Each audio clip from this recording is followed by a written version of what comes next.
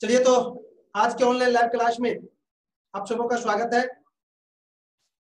आप लोग को ज्ञात ही है कि हमने आज 10th ज्योग्राफी के इकाई 3 का बचा हुआ पॉइंट पढ़ाएंगे और आज का पॉइंट होगा स्वच्छंद या फुटलूज उद्योग। मैं बता दूं आप लोग को कि उस उद्योग को स्वच्छंद या फुटलूज उद्योग कहा जाता है जिसमें कच्चा माल की जरूरत बहुत कम होती है, बल्कि वहां पर ज्ञान और उच्च तकनीक से वस्तु तैयार किया जाते हैं, काम को पूरा किया जाता है। उस उद्योग को स्वच्छंद उद्योग कहा जाता है या फुटलूज उद्योग कहा जाता है। जैसे कंप्यूटर का सॉफ्टवेयर बनाने वाला उद्योग, इलेक्ट्रॉनिक उद्योग आदि, ये सब में कच्चा माल की जरूरत बहुत कम होती है, बल्कि इसको बनाने में ज्ञान की जरूरत अधिक होती है। तो आपने स्वच्छंद या फुटलूज उद्योग समझ गए होंगे। अब इसको आप लोग नोट कर लीजिए। वैसा उद्योग जिसमें कच्चा माल की जरूरत बहुत कम पड़ती है, बल्कि उच्च ज्ञान का उपयोग अधिक होता है, उसे स्वच्छंद या फुटलूज उद्योग कहा जाता है। जैसे इलेक्ट्रॉनिक उद्योग, कंप्यूटर सॉफ्टवेयर उद्योग आदि। तो हमने स्वच्छंद उद्योग या फुटलूज उद्योग क्या है उसको बताने, समझाने और लिखाने का प्रयास किया। अगर इसको लेकर अभी भी आपके मन में किसी भी तरह का क्वेश्चन है, कोई भी डाउट है, तो आप हमसे पूछ सकते हैं। जी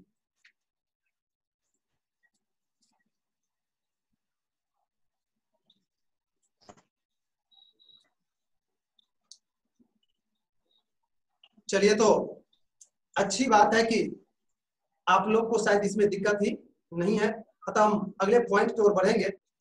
मेरे भाई, अगला पॉइंट है आपका राष्ट्रीय अर्थव्यवस्था में उद्योगों का योगदान। लिख लीजिए पहले।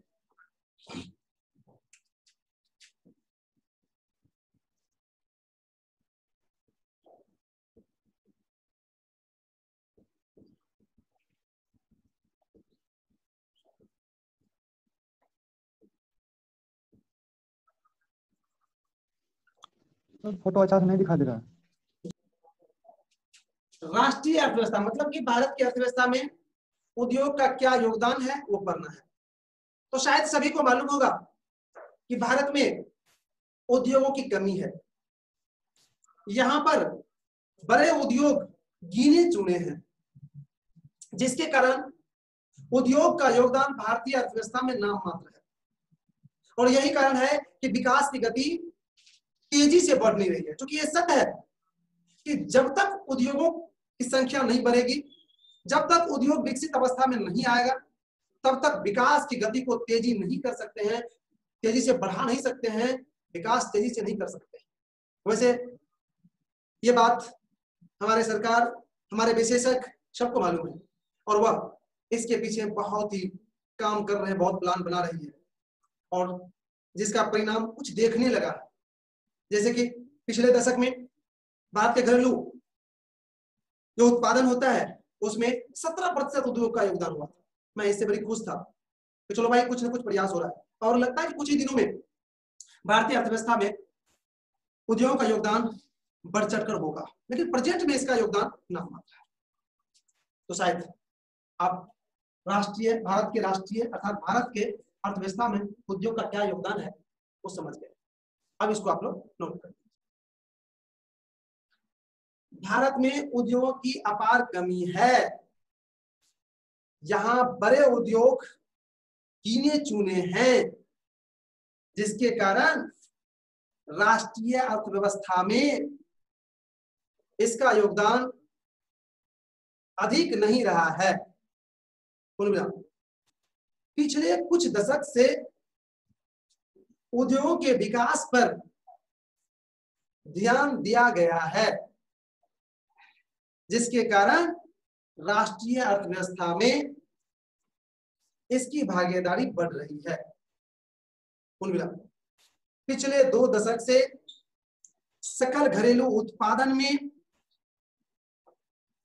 इसका योगदान 17% रहा है, पूर्ण विराम, जो इस बात को संकेत करता है कि राष्ट्रीय अर्थव्यवस्था में उद्योगों का योगदान बढ़ रहा है।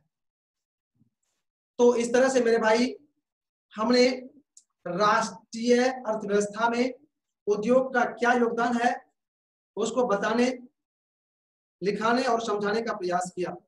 अगर इसको लेकर अभी भी कोई डाउट है तो आप उसको क्लियर कर लीजिए। जी पूछिए।